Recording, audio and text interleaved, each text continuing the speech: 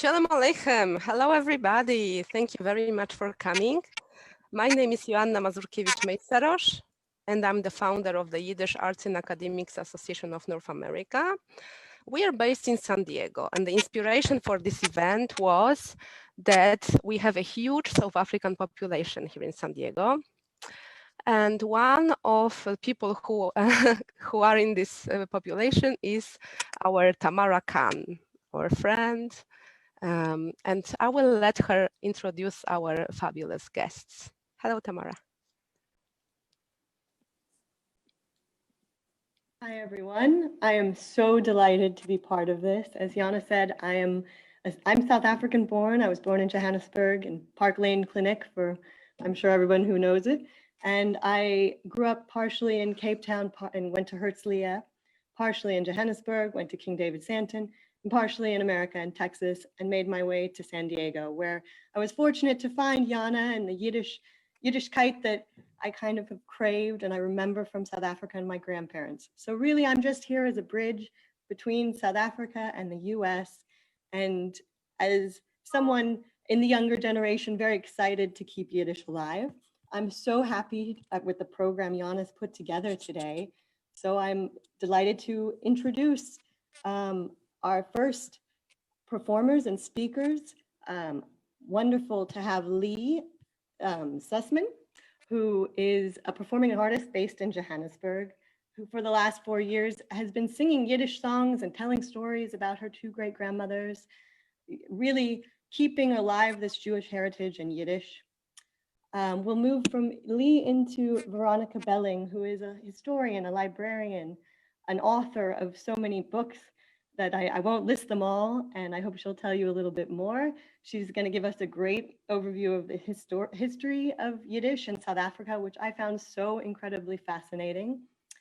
It leads us very nicely into Zola, a singer-songwriter who last year wrote a new Yiddish tribute song performed at Yom HaShoah at Herzliya Jewish Day School. She's also going to speak a little bit about her mother, Chayela Rosenthal, so I won't take any of that thunder. I love that story.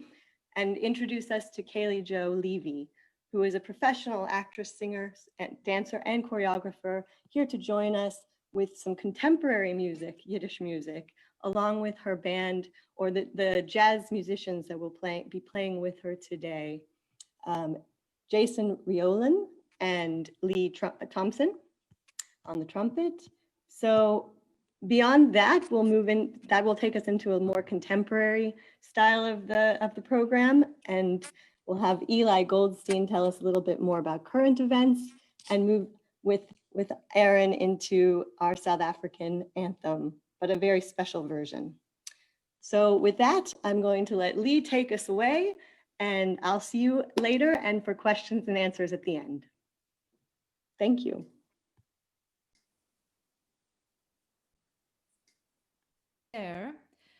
Written by Abraham Elstein in a taxi in New York City as he moved across town between concerts.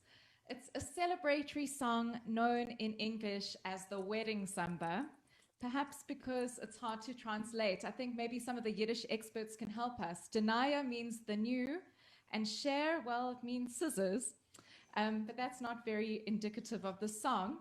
We all felt, the speakers and performers, that this song could set the tone for us as we reflect on and celebrate Yiddish culture in South Africa, what it was, what it is now, and all that it might become.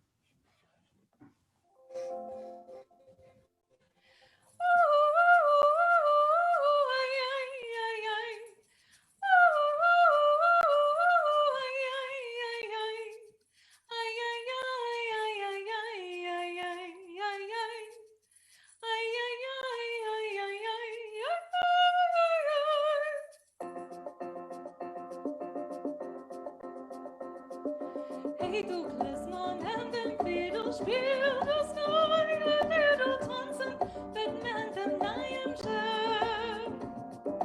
In a Kara mit dreht sich und das Haus, da freut sich nur, wenn man tanzt dem neuen Chef. Echa, bis die Stadt springt, das Seite es wird sich leben im was mehr. Und die Baba so sehr gefühlt von nachher so nie Mut zu lachen tanzen, mit meinem neuen Chef.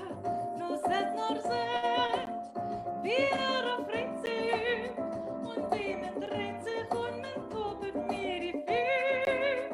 Das hast du gern, noch tanzen denkt sich, weil wenn man tanzen, dann das Leben ganz so ist. Freilich sein es sind dann bin mir alle, treurig sein das Bett mit Schein nicht mehr, weil besetzen Bett mit Baltikale, wenn alle in einem tanzen dem neuen Chef. Beugen alle Tage alle Sorgen, Eufen hat's das Bett mit Schein nicht mehr. Besser Bruder hoffen als bis morgen, wenn alle in einem tanzen dem neuen Chef.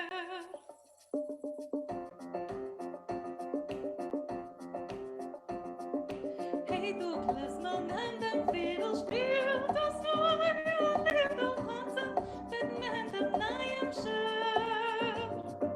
In der Karawane dreht sich und das Herz, da freut sich nur, wenn tanzt dem neuen Chef. Bis die Stadt springt, das Seite es wird sich leben im was mehr. Und die Baba so sehr gefühlt von nachher so nie Mut zu lachen tanzen, mit dem neuen Chef. Nur set, wie freut sich und wie man dreht sich und man tobert mir die Füße. Das hat's du gern, noch tanzen denkt sich, weil wenn man tanzen, dann das Leben nur so ist.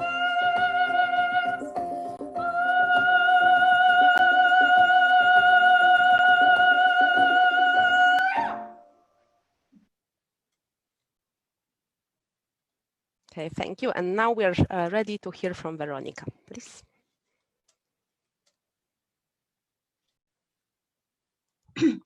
I just want to mention on my cover slide, you have a picture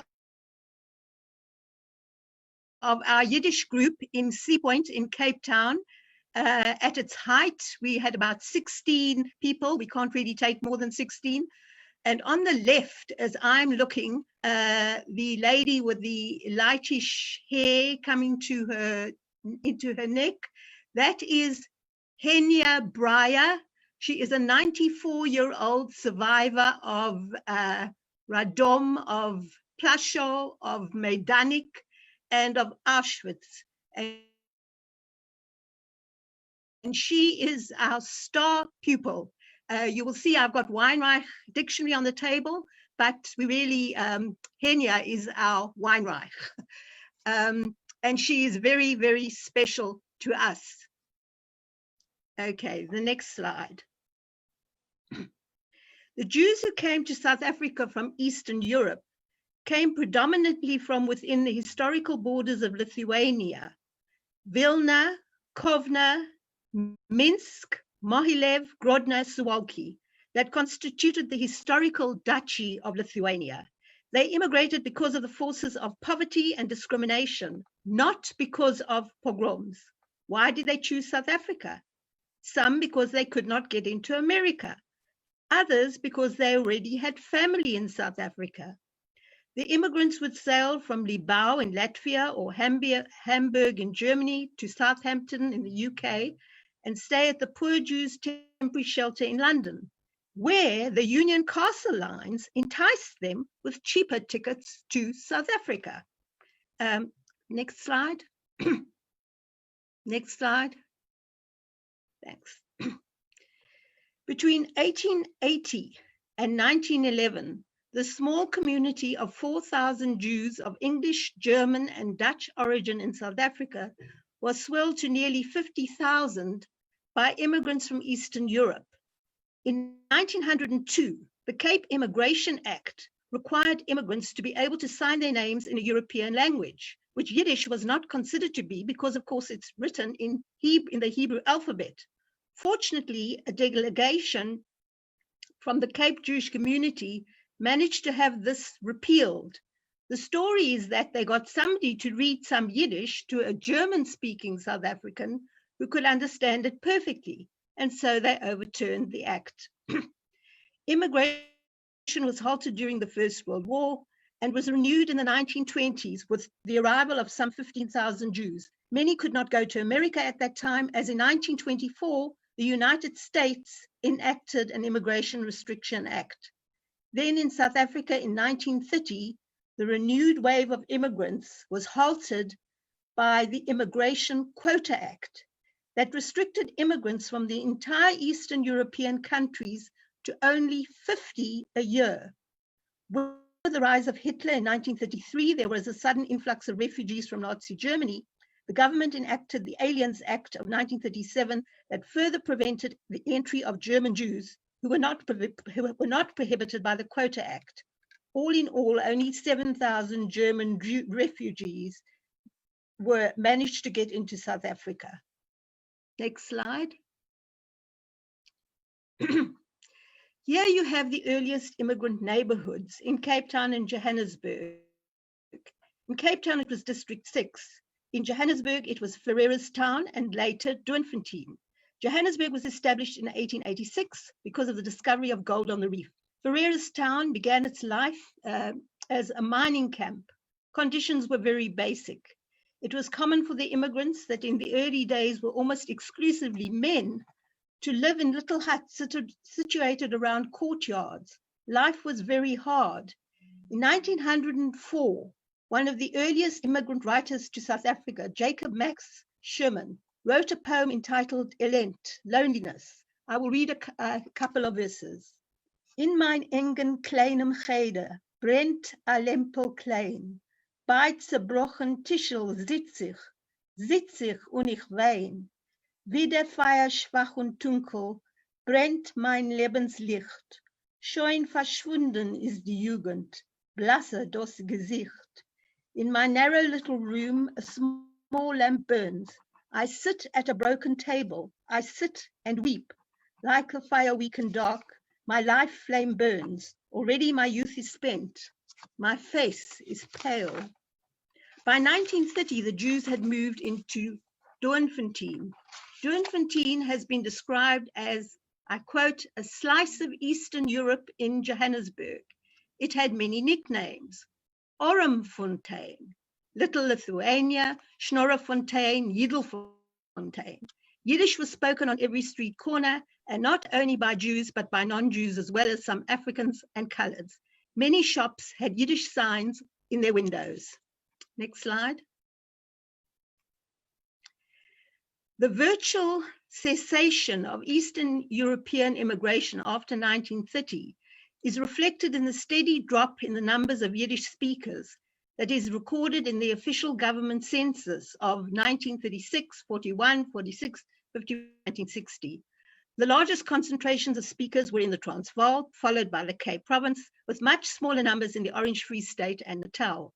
From almost a fifth of a Jewish population of about 90,000 in 1936, by 1960, the percentage had dropped to 4% of a total Jewish population of 114,000. In truth, Yiddish was always a stepchild in South Africa. The Anglo-German Jews resented the immigrants for their foreign ways, fearing that it would lower their status in society and cause anti-Semitism, and it did. They urged them to shed their foreign ways, and particularly Yiddish, as soon as possible. Moreover, the Eastern European Jews who came to South Africa came from the small villages in Lithuania where Zionism was strong. The Zionist Federation was established in South Africa as early as 1898, 5 years before the establishment of the Cape Jewish Board of Deputies, so that Hebrew was always promoted at the expense of Yiddish. Yiddish was only taught briefly in afternoon schools, and in the beginning it wasn't even supported by the Jewish Board of Deputies. Yiddish was never taught in the schools. and neither in the universities. Next slide. Yet, despite the negative attitude to Yiddish, you can see here a whole lot of Yiddish newspapers. On the right, we have something that's called the Kriegstapet, or the War Dispatch, published in 1899 to provide daily news, Monday to Friday, of the Anglo-Boer War. It only lasted for 3 months. It was published by David Goldblatt, who simply translated Reuters' news of the day. He also single-handedly published, underneath it, you can see the Jewish Advocate, Der Yiddische. Aron. Oh, Aron. Yes, that makes sense. Der Yiddische Advocate, both were published in Cape Town. Can somebody mute their calls, please? We just did. Thank you. Okay. David Goldblatt, an ardent Yiddishist, was part of the delegation that went to appeal to the governor of the Cape Colony to overturn the 1902 Act declaring that Yiddish was not a European language for the purposes of immigration. Then you can see up there the Jewish Standard, the Jüdische Fon, which was published between 1900 and 1913 in Johannesburg. In 1911, if you look on the far left, you have a newspaper called Der Afrikaner. It was published from 1911 to 1933, when it morphed into the Afrikaner Iddische Zeitung, the African Jewish newspaper, which lasted until 1983. So that for 72 years, South Africa had a weekly Yiddish newspaper. Next slide. The next slide. Okay. This is the first Yiddish book that was published in South Africa. It was published by Nehemiah Dov Hoffman, and it was published in 1916. Hoffman had already published a newspaper in 1890. He was the first person who brought a Yiddish or Hebrew typeface to South Africa. And he published a newspaper in 1890 called Der Afrikaner Israelit, and it only lasted for 6 months. The book was entitled Sefer HaZichreines, and notice we are Litvak Jews. We don't say, like the Poles, Sefer HaZichreines. We say Sefer HaZichreines, Erinnerungen von a Litvischen Maskil in drei Weltteilen, Europa, America und Afrika. The book of memoirs, Memories of a Lithuanian Intellectual in 3 parts of the world, Europe, America, and Africa. It is a very important early source for South African Jewry. The section on South Africa has been translated into English. You can see it there in red.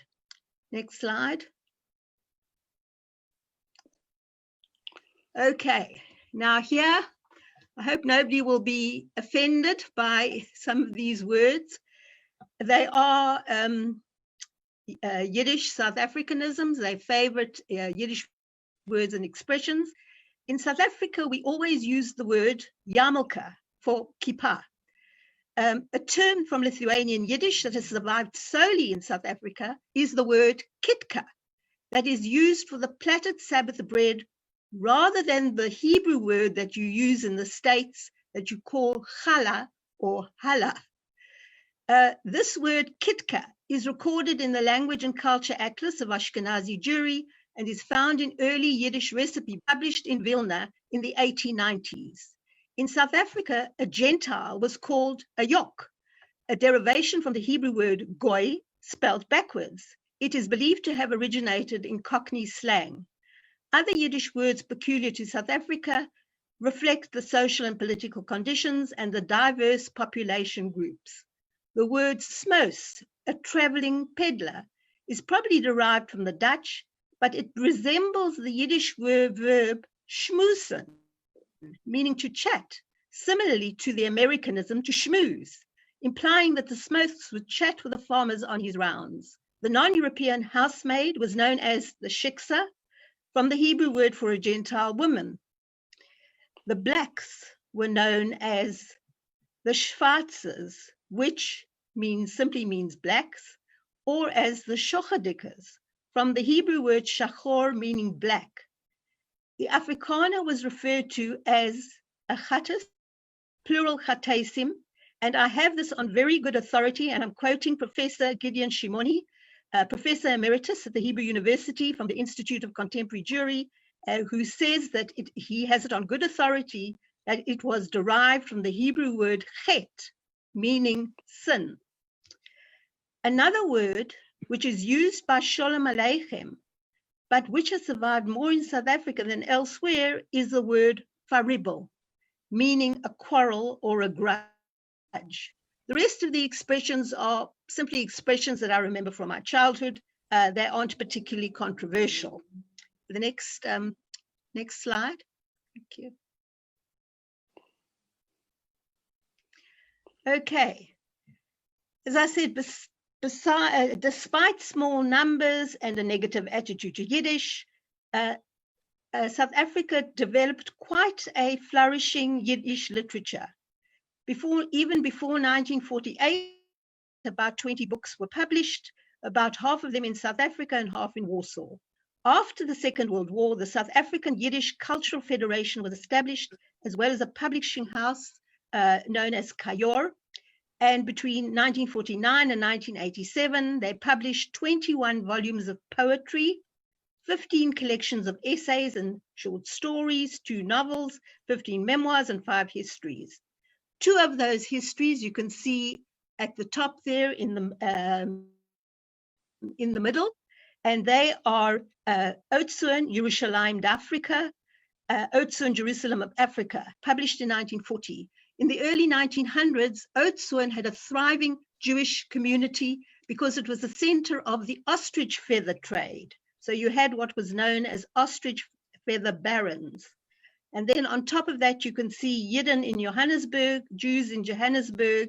It's actually only until Union, 31st of May, 1910, and that was published in 1956. And these books were published by Label Feldman, quite a prolific author who was also very much on the left, a communist sympathizer. The themes of the literature, as you can see actually from their covers, you have memories of life in the Heim, in the old country. Then you have the life and struggles of the early immigrants. You have relationships between Afrikaners and Jews in the farming communities. You see there Jacob Max Sherman, Af Transvaal Erd, on the land of the Transvaal. You see Morris Hoffman, Unter Afrikaner Sun, Under African Sun. Also quite popular, people wrote about black-white relationships, the hardships suffered by the Africans, and descriptions of traditional tribal customs in books such as Rachmiel Feldman, that's on the right at the top, Schwarz und Weiß, which is clear, black and white, and Rachmiel Feldman was the brother of Label Feldman, also a leftist, maybe not quite as extreme as his brother. I think he belonged to the Labour Party. A selection of, if anybody who is seriously interested in pursuing South African Yiddish literature should buy, you can order the book From a Land Far Off, edited by Joseph Sherman in 1987. It is a selection of Yiddish short stories by 14 different South African Yiddish authors, and you can contact the SA Jewish Museum. They have copies. The next slide, which is the last slide.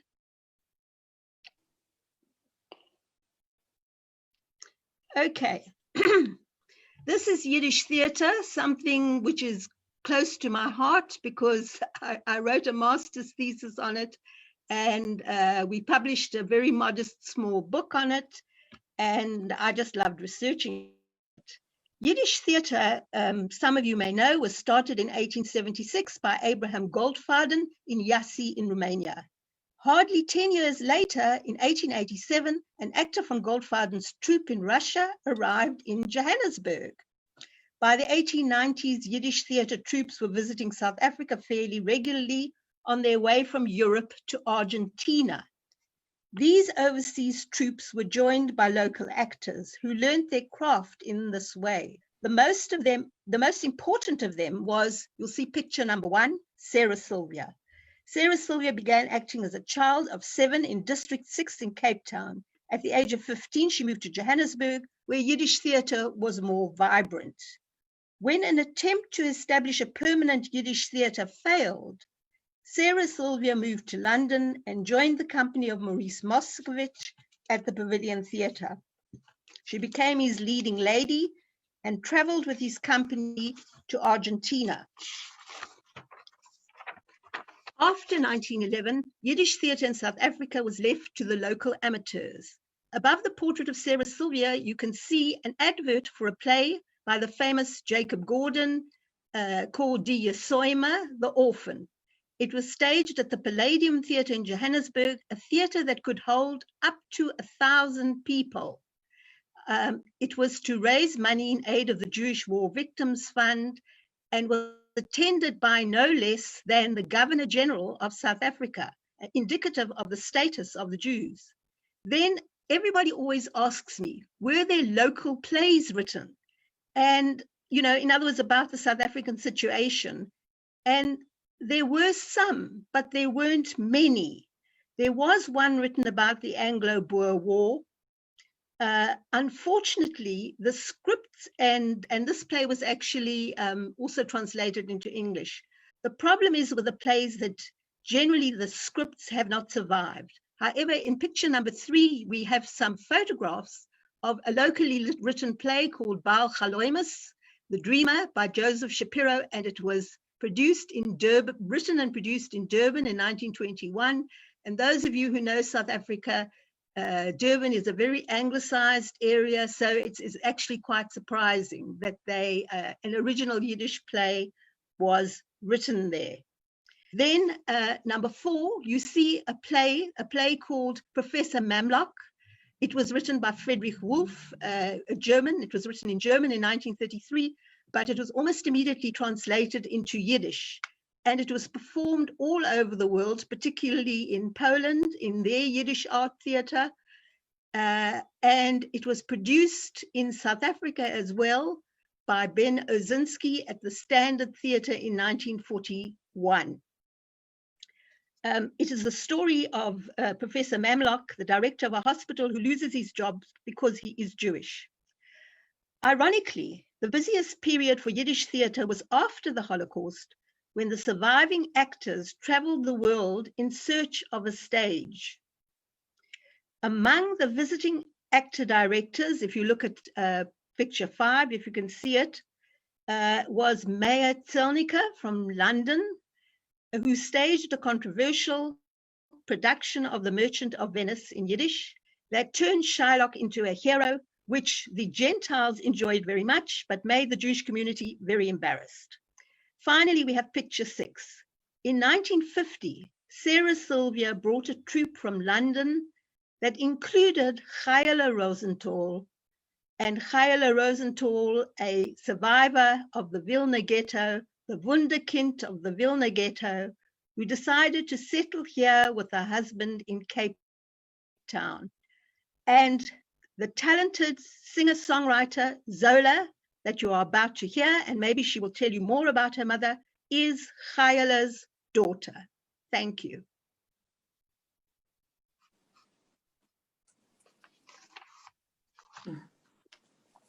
Hello, everybody. So yes, I am Zola. I'm Caely-Jo's daughter, and she was known as the Wunderkind of the Ghetto. She performed a lot of the songs. She was the leading lady in a lot of the musicals, and many of the songs were written by her brother Leigh.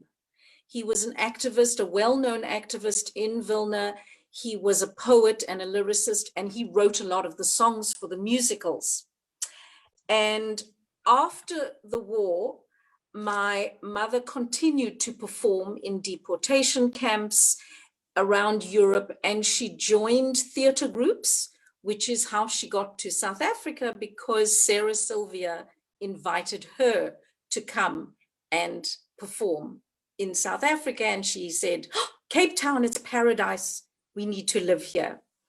So during my childhood, my mom still traveled back and forth to Israel, to Europe, doing performances, and also did performances on Broadway in Yiddish productions.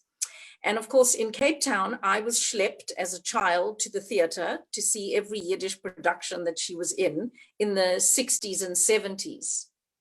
So both my parents were Holocaust survivors, and Yiddish was the main spoken language at home. So I could understand it mostly, but I never spoke it.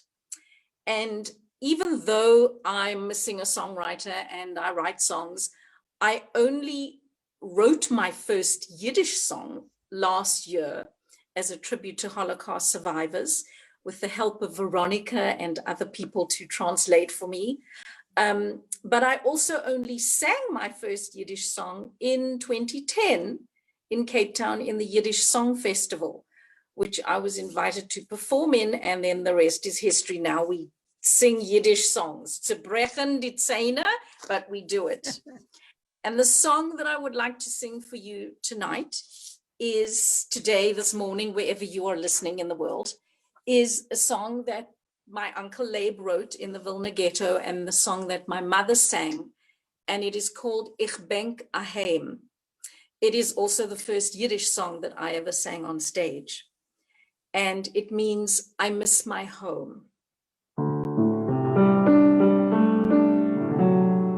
Ich will noch einmal sehen, mein Heim. Sie ist doch als dort, wie gewesen. Für went a tissel, on a chair, I left my childhood over there. Ich benk aheim. I long to see my home again, just as it used to be back then. My Schwester's paintings on the wall, the rug I tripped on in the hall. Ich benk aheim.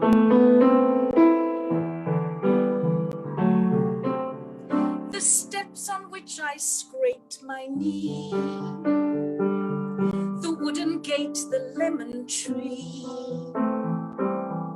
these precious memories I keep, weil die Zeit kommt nicht zurück. Ich benk aheim. Ich benk aheim. So there were songs of loss and of longing, but my uncle also wrote songs of hope, of courage, of optimism. And one of his more famous songs that are still sung today is called Wir leben ewig, which means we live forever. And Yiddish is living forever. So here it is. We live forever while the world it burns. We live forever and the world must learn.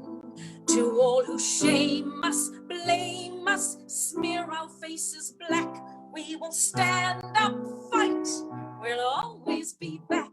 We live forever, past hate and fear. We live forever, we are still here. Wir leben ewig, es brennt a Welt. Wir leben ewig, on a groschen Geld. Und auf Zepuke nicht, die alles so nimm, was wählen uns, verschwarzen uns von ihm.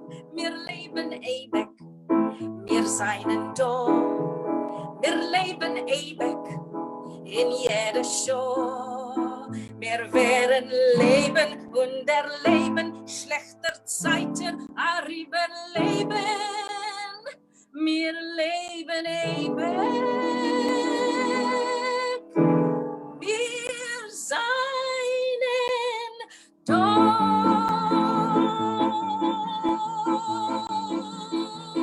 We are here.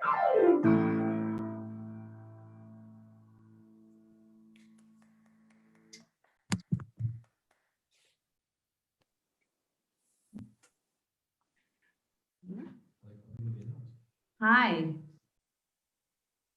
Wow, thank you, Anna. That was amazing. Wir leben in kleinen Dorf, wherever we are here, and we are still living on was that my microphone? Yeah. We are still carrying on the Yiddish legacy in South Africa. And what we're doing here in Cape Town, as an example, Ivor Joffe, Cantor Ivor Joffe, is every Shabbos he's teaching a Yiddish song with his congregation and with the students at Herzliya School, which is the Jewish day school in Cape Town. We've also had, for 10 years, we had a Yiddish Song Festival, which was organized by Philip Todris. And unfortunately, it doesn't happen anymore, but this was the festival that I was introduced to my heritage and also where I met the amazing Zola.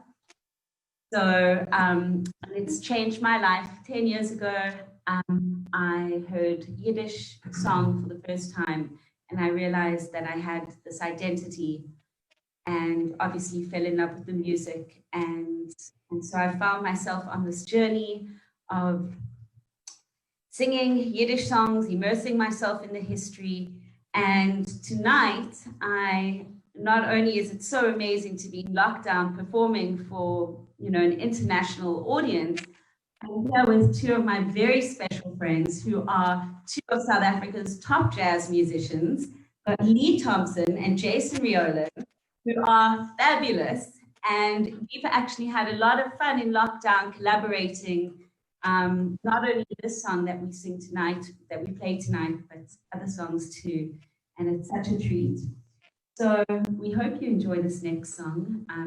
This is a version of Dance Me to the End of Love by Leonard Cohen. And it was transliterated by Batsheva Kupek. And so I have transcribed 2 verses in Yiddish, and I'll do 2 in English. And for those of you who don't know, this song, Leonard Cohen actually wrote about a string orchestra in the concentration camps who had to carry on playing while their fellow prisoners were being murdered. So it's a very sad song. And as Leonard Cohen does, he always gives sadness a musical twist. And so we're gonna play for you tonight. Thank you.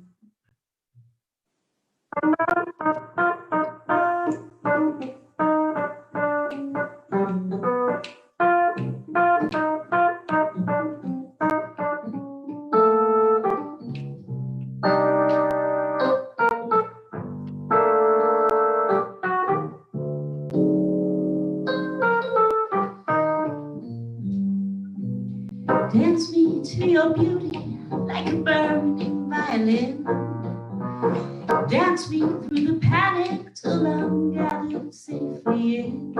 Show me like an olive branch, be my homeward dove. Oh, dance me to the end of love. Oh, dance me to the end of love. Tanz mir zu dein Schenkeit, mit der Fiedel wird verbrannt.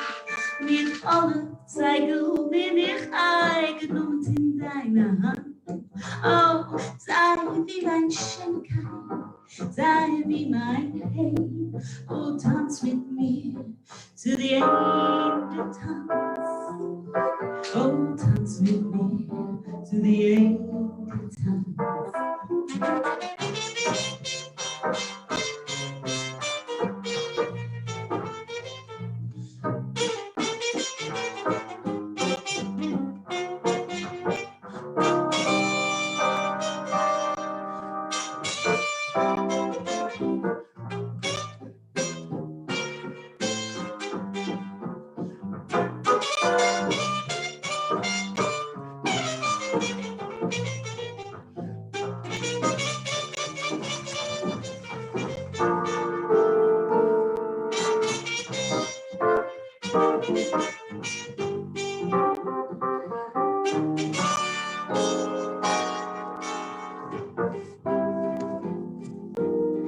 Let me see your beauty when the witnesses are gone. Oh, let me see you moving like they do in Babylon. Show me slow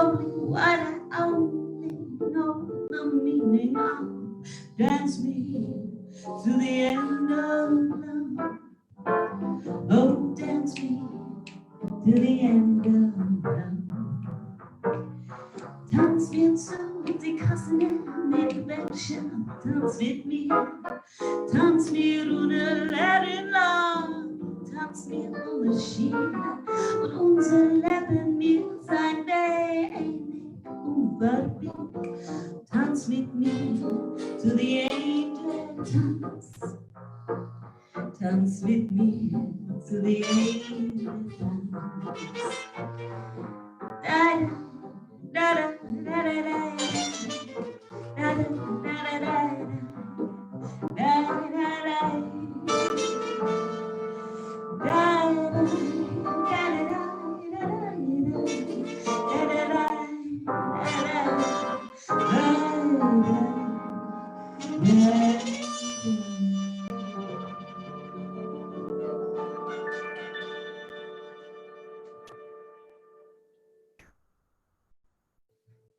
Thank you. Thank you so much, Caely-Jo. And Jason and Leigh, thank you. I hope you're enjoying so much. I thank you to Leigh and Veronica, Zola and Caely. I put in the chat, but I hope everyone can follow the beautiful connection of how we have this historian telling us about where our roots came from, and then these wonderful contemporary artists that have followed their roots and brought them into to our modern world. So it's a wonderful transition to bring in Eli Goldstein, who is no stranger to public speaking, but he joins us here today as someone who feeds his own passion for Yiddish by staying up to date with all things Yiddish in South Africa. He's even hosted the first Yiddish show, The Yiddish Thing, on Chai FM, which I think is just too marvelous and kind of mind-boggling that there's a station started in 2008, I think Eli told me. So to have a Yiddish program that was on there as well. So Eli is going to tell us a little bit more about what's happening currently in South Africa with regards to Yiddish. And then Aron Gersh our other author and musician, who I believe recently last year visited Lithuania and where his ancestors came from, and really was inspired to write a book about their suffering and their journeys and more on his roots. So delighted to have him sing us or wind us up with the South African anthem in a very special way. So Eli, over to you. Good. Welcome to everybody in San Diego, those in South Africa that are with us tonight. I think I must start off by saying that it's really a pleasure to see here tonight with us some of the people that have been a big factor in making sure that Yiddish grows and sustained in South Africa. Hugh Reichlin, who is part of the audience tonight, is someone I started with an organization called Shtetl Connections at the early part of I think it was 2002 or 3. And in fact, what happened, if we can go to the next slide, is in Johannesburg, we started in around 2003, an organization called the Yiddish Academy. It became a constituted club, and the objectives of the club or the academy was to promote Yiddish culture, theater, folk music, klezmer, and traditional foods.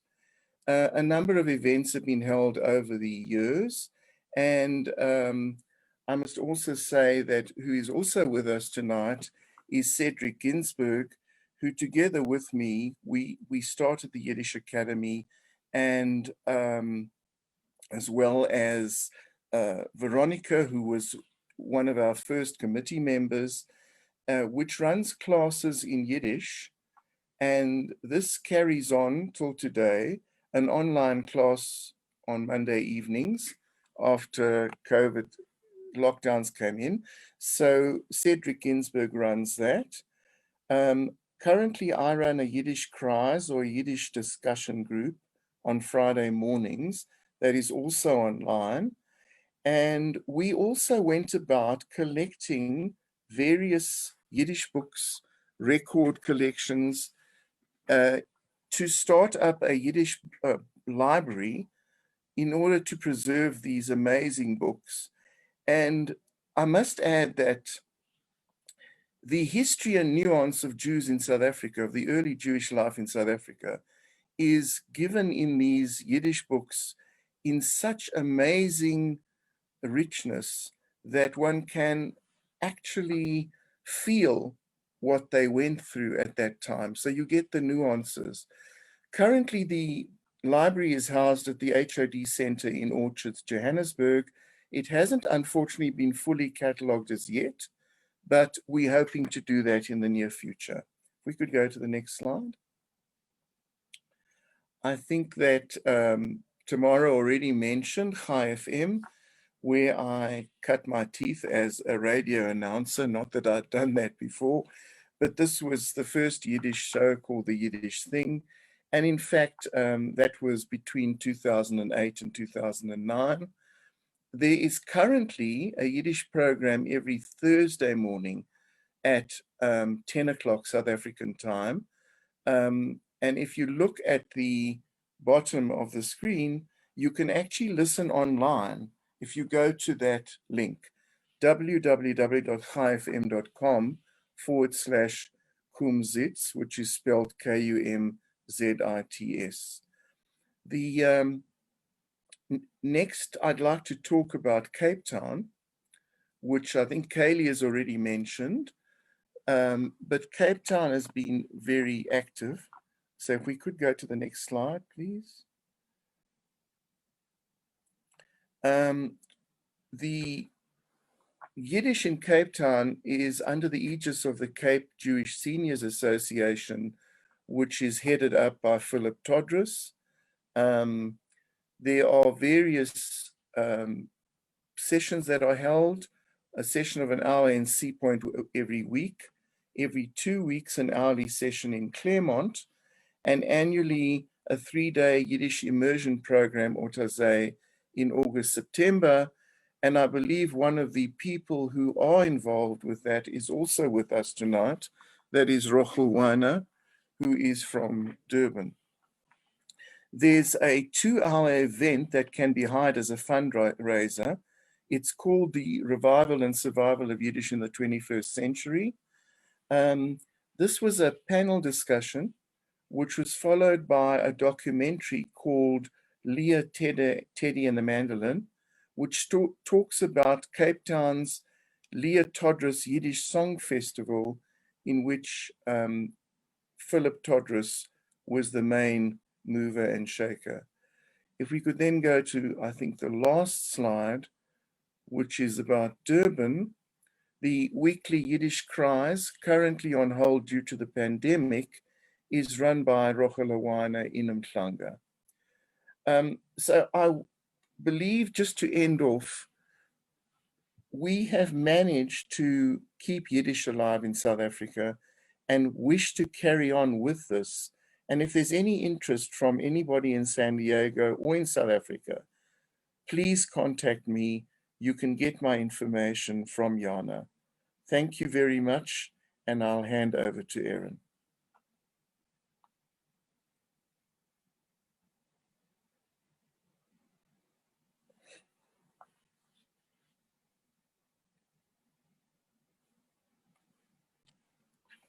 Aron, be sure to unmute your mic.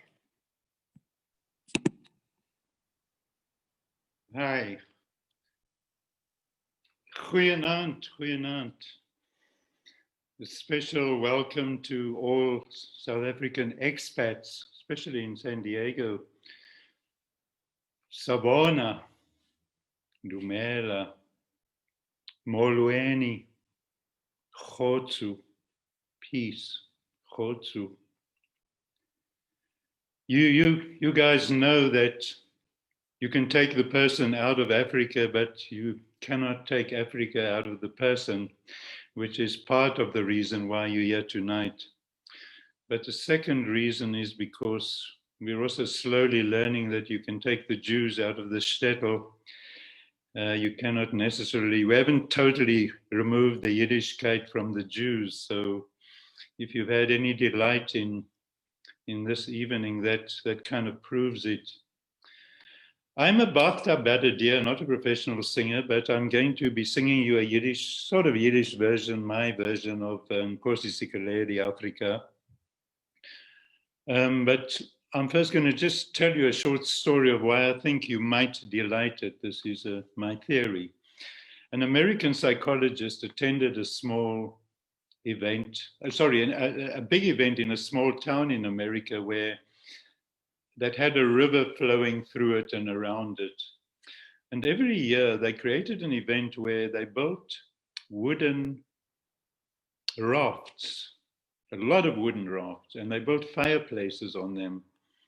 And after dark, they'd light these fireplaces and float them down the river. And there were tons of people who came to watch this. And this psychologist was kind of totally delighted, but he was kind of thinking, why? How come this is so delightful? And then it clicked. Fire and water are two elements that you don't normally see going together.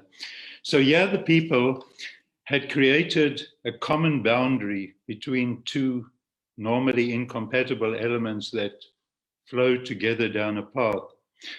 And I'd like to think by, I think Yiddish and national anthems are just two elements that have not traditionally gone together very much in history, if ever, I don't know. But so I think if you do delight in what I'm going to do, then it's probably for that reason, that reconciliation. So, Nkosi Sikelel, Africa, God bless Africa. Protect all her children, protect our children. Raise high our spirits. Grant us wisdom and love and Gesundheit. Nkosi Sikelel, Afrika, alle deine schöne Kinderlach, heben euch deine besten Geist, oi Gott, beschütz uns, dein Land, dorm Afrika. Heb euch unser Geist, heb euch, unser Geist, heb euch, oi Gott, beschenk uns mit Asach Chochma, mit Asach Liebe, mit Asach Gesundheit. Von der Bläu von unser Himmel, von der Tiefkeit von unser Jam, von uns ewige Berg, from where our echoes come. Oh, Mama Africa, let's have less of your corruption wiles. Let's see our jewels and our treasures in all our children's smiles. Heb euch unser Geist, heb euch, unser Geist, heb euch, oi liebe Gott, o jing Zwiele, schenk uns Asach Chochma, schenk uns Asach Liebe, schenk uns Asach Gesundheit. Zu gesund alle!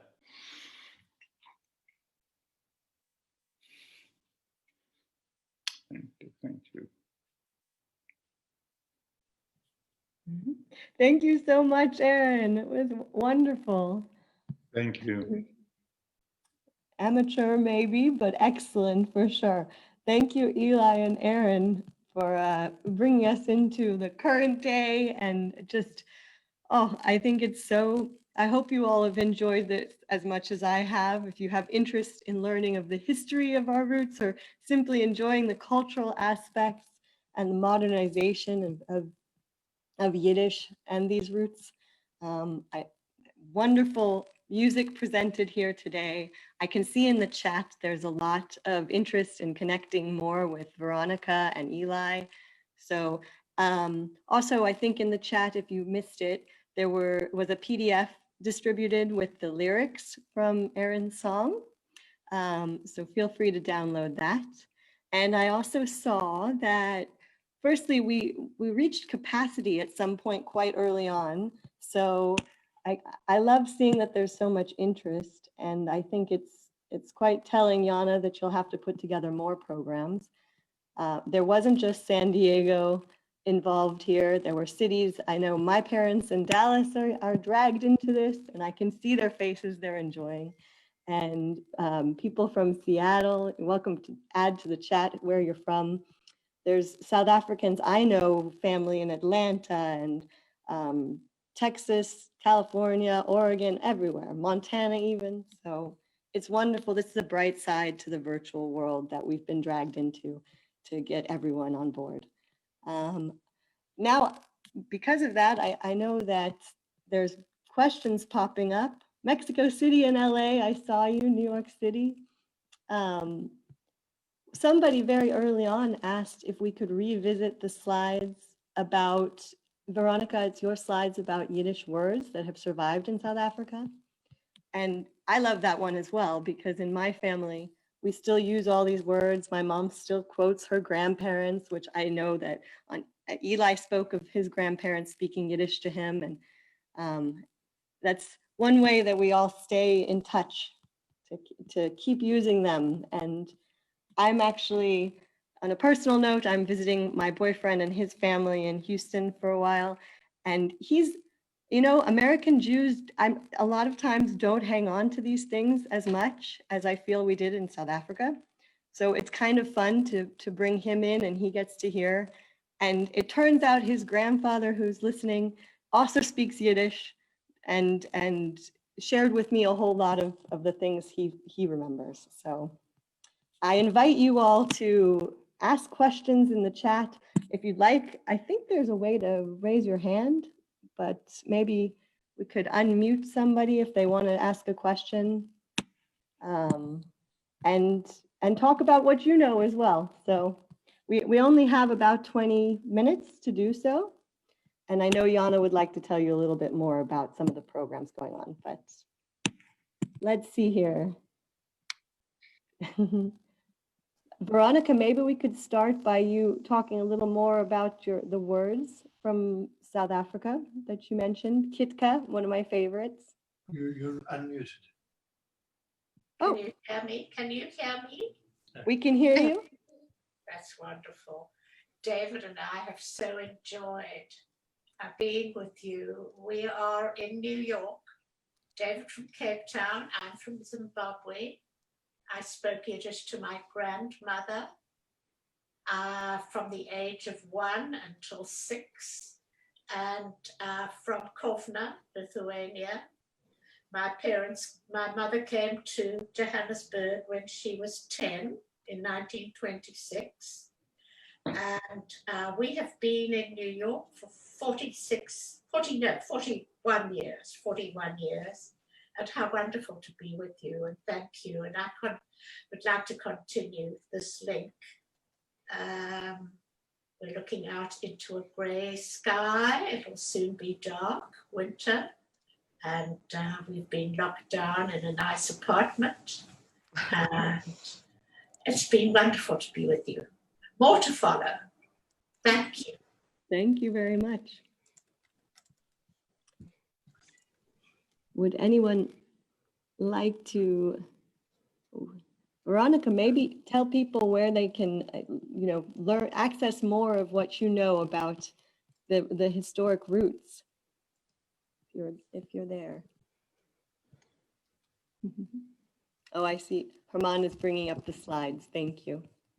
Yes. Can I just get in for 30 seconds? I see there somebody in chat has brought up 2 words that he thinks are particularly South African, which is mechula and ongeschnosket. And it would be interesting to hear if they are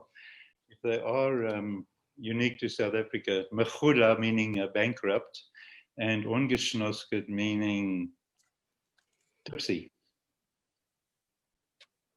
Very good. Comments are invited from sober people. Where's Veronica? We already have some answers to the questions in the chat, so you can all follow the chat to see. Yeah, I'm trying to keep up. There's so much happening. Oh. Somebody asked if there's anyone in the session with roots in Ponadel, which I might not be saying correctly. Sorry. That is right. Yes, certainly. My parents and their parents came from Ponadel, which my late dad always told me was on the wrong side of Ponavez. And I did actually look it up, and in fact they did. They were flax merchants in Ponadel. Okay, I'll send Pelke information about Ponadel. I found it online. Okay, good. Thank you.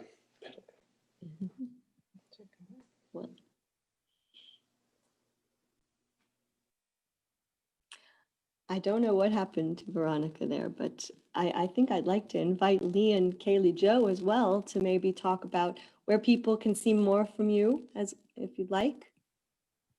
Sorry, just a little word on the Ongeschnosked and the Mechula. So both words etymologically were used by Jews, they say, of Great British descent. So I guess South Africa might fall in that because we sojourned a little bit there whilst we were on our way to the good old Cape. So ongeschnosked, geschicket would be a more Americanized Yiddish word, geschicket. Ongeschnosked is definitely used a lot in South Africa. I haven't heard it used in Britain. And mechula used in England, but not in America. So there's definitely something there with the Commonwealth communities. I feel, guys, that was really great. You guys are amazing. Feedback's been great. I'm getting lots of messages. And oh shit. Don't swear. Or if you're going to do it in Yiddish. Can I speak? Can you hear me? It's Veronica. Can you hear me? Okay, because I heard the answers. I can tell you that mechula is used everywhere. It's not particularly South African. And I was just listening the other day to a lecture by Michael Wex that was on Zoom. Professor Michael Wex, author of Born to Kvetch and Symphony in Schmaltz, and he used all those words. Ongeschnosked, they are general words. I had to look very carefully to find words that were specifically South African, and there are very few, as I said. For some reason, certain words are used more in South Africa, maybe because we all came from the same area. And I mean, everybody used to say faribel, it's South African Yiddish, but that's nonsense. If you've read Sholem Aleichem in the original, he uses the word faribel. There's nothing South African about it. And the other words like shiksa, schwarze, shochadika, they aren't in themselves rude, but they were used in a derogatory way. You can't deny it. And I know it makes me embarrassed, but, that's our history. It was like that. But as I said, mechula, ongeschnosked, those are not specifically South African at all, if you know Yiddish well. I appreciate that so much, Veronica, because I know in our house, I'm never sure what came from Afrikaans, what came from South Africa, what came from Yiddish. It's all a mishmash. Absolutely agree with you. Tamara, I was the same, and because I come from an Afrikaans, Boere Jode, Afrikaans-speaking Jews, and I could never work out whether my mother would speak Afrikaans to our maid, and she would speak Yiddish to her siblings, and I was very confused. Sometimes I didn't know which language she was speaking until I went to New York to the Weinreich program, and I learned Yiddish properly, academically, and then I could work out what was Afrikaans and what was Yiddish. there are great similarities. You say noch in Afrikaans, noch in Yiddish. Tomer sounds like tumar, but the words aren't related. But the languages do sound very much the same. Have you heard, what about converted, the word for converted? Magayat, they don't seem to use that word in America. People I've spoken to have never heard it. Magayat. Magaya is a standard Yiddish word, and it comes from the Hebrew, lehit gayer. By the way, I speak Yiddish as well. Not Yiddish, sorry, I speak Hebrew. I lived in Israel for 10 years. I went to university there. I speak fluent Hebrew. So that's from the Hebrew. And there are many Yiddish words which, they come from Hebrew. So mitgayer is just an Ashkenazi pronunciation of mitgayer, Magaya. It seems not to have reached America. Well, it depends who you know. You know, I mean, there are many Jews in America. And you also have to go to these programs, you know, with people who are experts. Yiddish is a proper language. You have to study it properly. I just want to say I've heard that word in Poland when Poles were speaking Yiddish, so it definitely made it there. Magaya. Magayer. Yes. Magayer gewesen. Here in the States, I also don't do it. Veronica, Yes, yes, Hilda. Certain to quetch. Is to quetch like to moan about something, or is it like to feel a great anxiety? What I've never been. It's to press down, and it's also to moan. If you quetch, you push something down, you quetch something, but it's also to moan. Like to grumble, sort of. Absolutely, to grumble, to quetch. Veronica, won't you put your email address on so that if anyone wants to contact you can do so? If you're willing for, you know. Yeah, you can. I also should have mentioned that I actually, I am attached to the Kaplan Center. Okay. For Jewish Studies and Research at the University of Cape Town. So you can also contact the Kaplan Center and you'll be put in contact with me because I'm an honorary research associate. So that's the library is no longer in existence, am I right? The library was the books were integrated in fact, I felt very guilty. I didn't mention the library. I'm a librarian. I started that library. The library was integrated into the main library. We have a very large collection of Yiddish books. Because we had the Zamla project, and the late Lillian Dubb led the Zamla project, and we have about 2,000 Yiddish books in UCT libraries, and they're all catalogued, and you can access them online. You go to UCT, go to the catalog, and you can look for a book.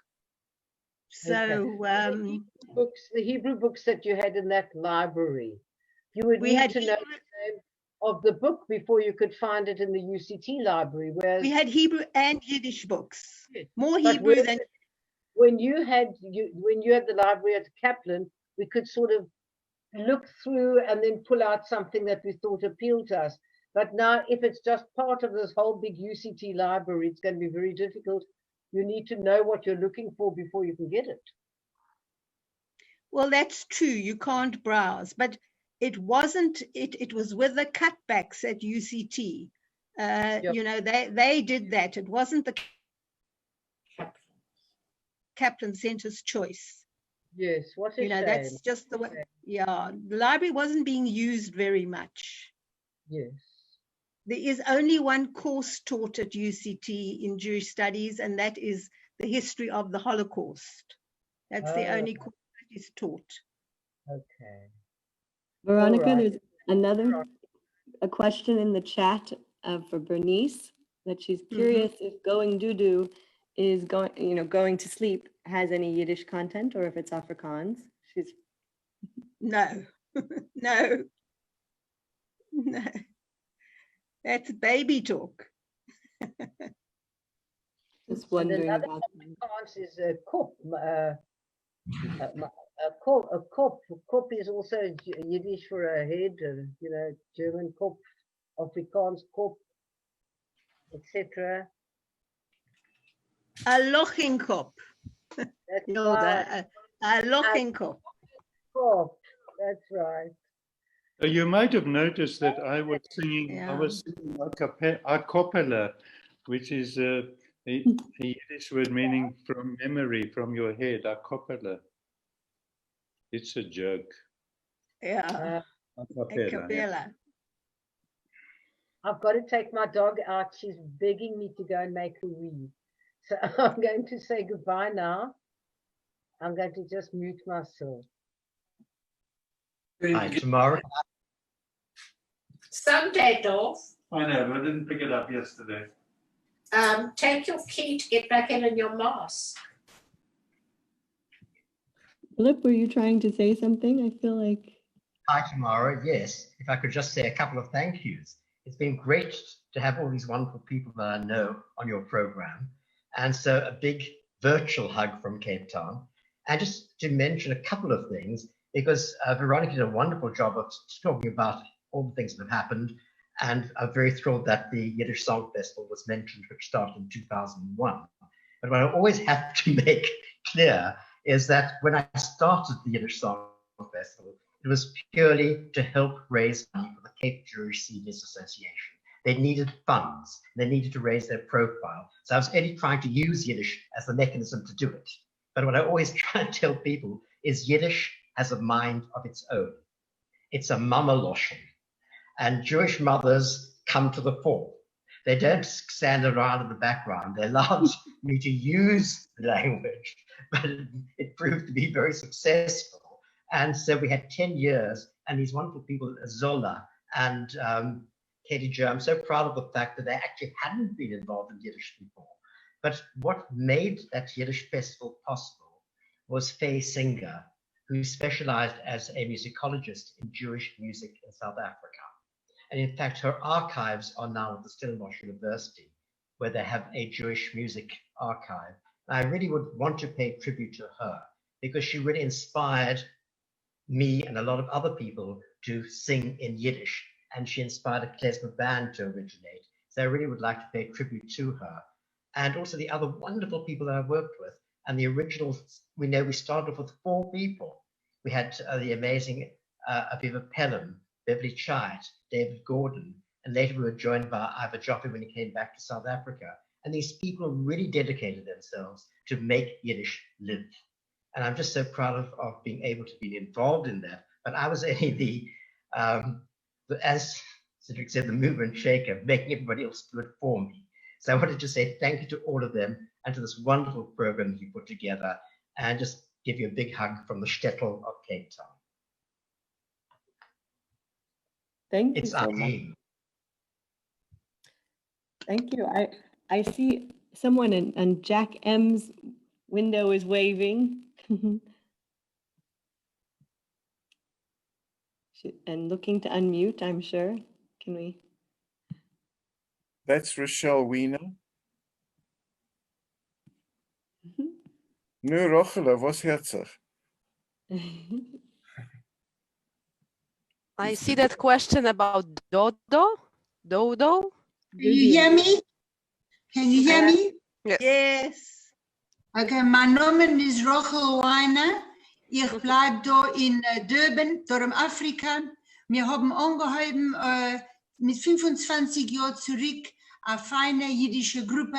Wir sind gewesen 60 oder 70 Menschen. Wir pflegen sich zusammenkommen jeden Monat.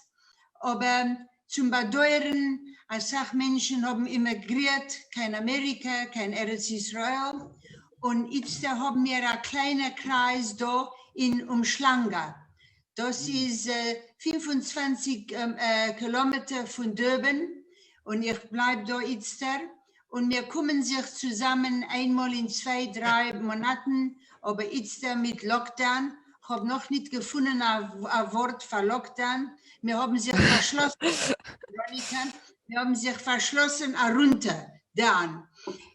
Aber Jiddisch lebt da und ich probiere zu lernen und ich kann lernen und schreiben und reden Jiddisch. Ich bin gegangen in eine jiddische Volksschule, 3-mal a Woche.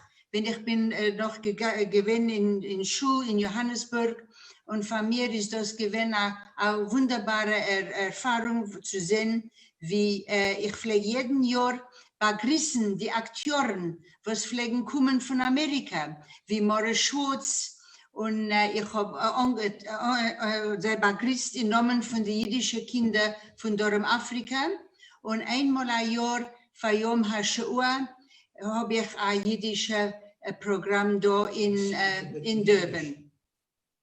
Und es ist von mir, ich habe Groß Hanoi und einmal ein Jahr pflege ich vorhin in Cape Town für Ottersee. Das ist von mir ein wunderbarer Zeitgewinn, aber dem Jahr zu bedauern hat Coronavirus mit Toren nicht gehen dort. Ich hoffe, dass alle haben mir verstanden. Aber ich meine, das ist ein jiddisches Programm und es gibt mir eine Gelegenheit zu reden, ein bisschen Jiddisch. Und einen schönen Dank, Jana, für deine gute Arbeit und tomorrow. Und es ist wunderbar zu sehen, junge Menschen. You bring the average age down to 70. Einen schönen Dank.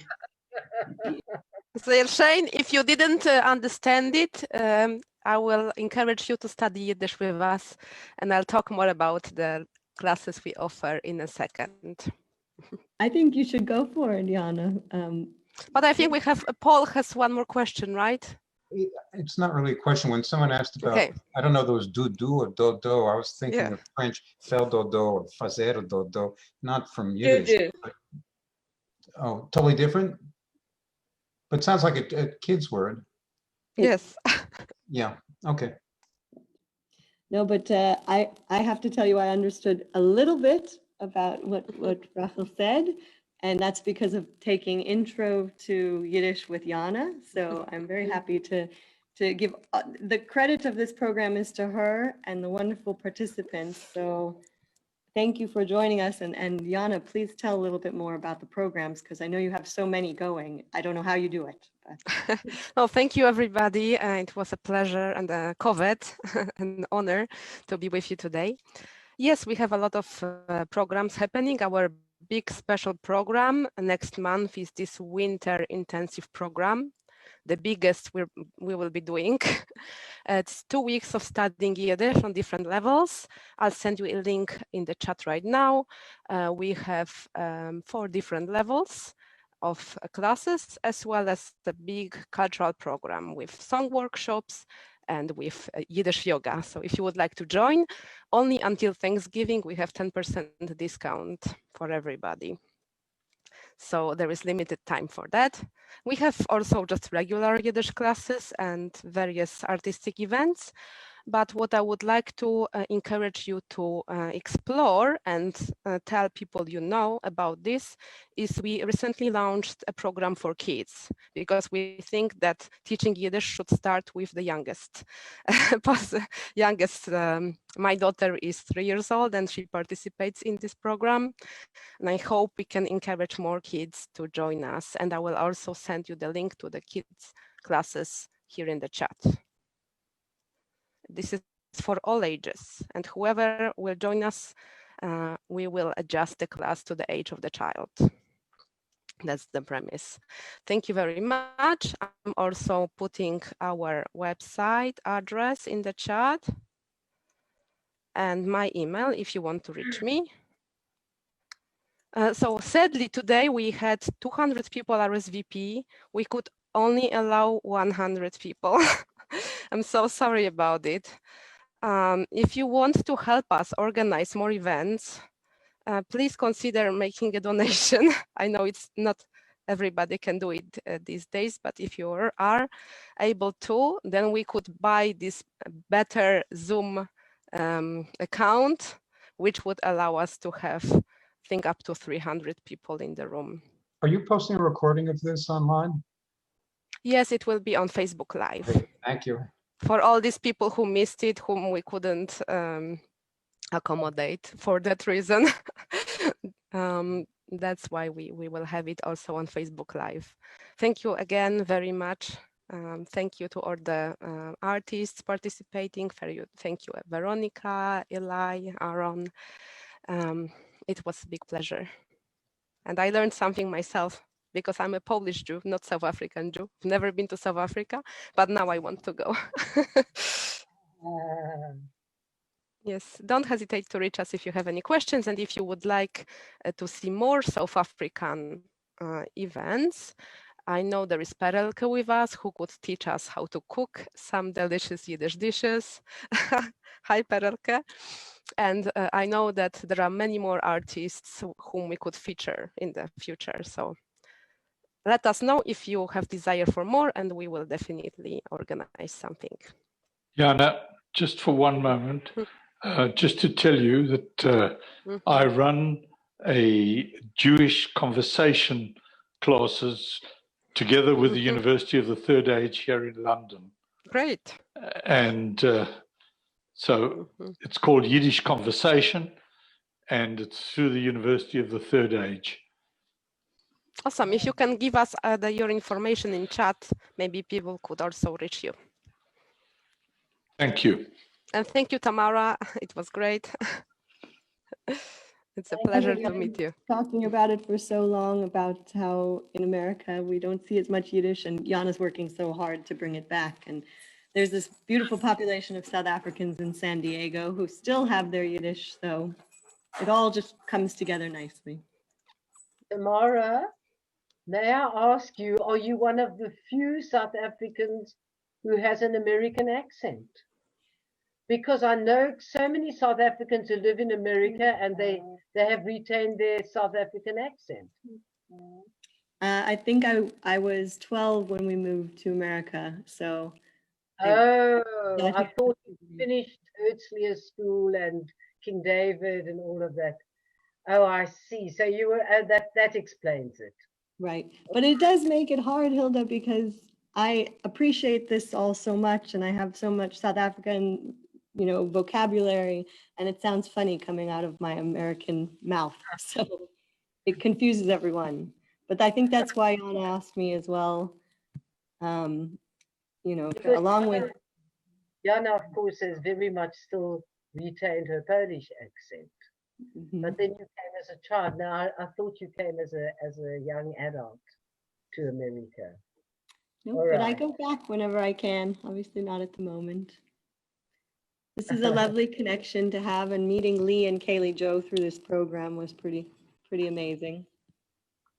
Right, and thank you all so very, very much. It was a lovely evening. Thank you very much. Okay, großer Dank.